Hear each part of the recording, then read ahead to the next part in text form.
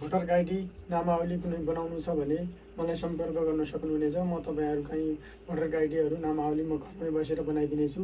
तपाईँहरूको भोटर आइडीमा एक जिल्लाबाट अर्को जिल्लामा तपाईँहरूको नाम सारी गर्नु छ, आफ्नै वडाभित्र म भोट हाल्न पाउनु पाए हुन्थ्यो भन्ने तपाईँहरूका सोच छ भनेपछि एक जिल्लाबाट अर्को जिल्लाको भोटर आइडीलाई नाम सारी गर्न पनि मिल्छ। र एक वडाबाट अर्को वडामा तपाईँहरूको भोट हालिरहनु भएको थियो भनेपछि त्यो भोटर कार्डलाई सच्याउन पनि मिल्नेछ। तपाईँहरूले आफ्नै वडाभित्र म भोट हाल्न थिएँ भन्ने सोचमा हुनुहुन्छ भने एक वडाबाट अर्को वडामा बनाउन पनि सकिन्छ। र हराएको कुनैको तपाईँहरूको नामावली भोटर कार्ड छ भने चाहिँ उसलाई पनि हेर्न, त्यो कार्डलाई पनि हेर्न मिल्ने भएको छ। तपाईँहरूले आफू कन्फ्युजमा हुनुहुन्छ, मेरो भोटर कार्ड छ कि छैन भन्ने कन्फ्युजमा हुनुहुन्छ भने पनि तपाईँहरूको म हेरिदिनेछु। मलाई सम्पर्क गर्नुहोला, मेरो मेसेन्जरमा आएर कुरा गरिदिनु होला।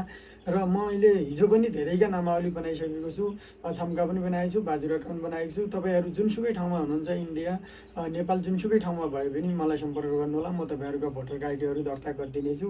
र तपाईँले स्थानीय चुनावमा तपाईँको वडैभित्र आउनेछन् ती कार्डहरू, वडैभित्रबाट तपाईँहरूले उपलब्ध गर्नुहुनेछ, तपाईँहरूले पाउनुहुनेछ ती भोटर आइडीहरू। म अहिले अनलाइनद्वारा दर्ता गरिदिनेछु। म यसरी नै सबैका गरिरहेछु, एक एक गरी, तपाईँहरूले सम्झिन सक्नु।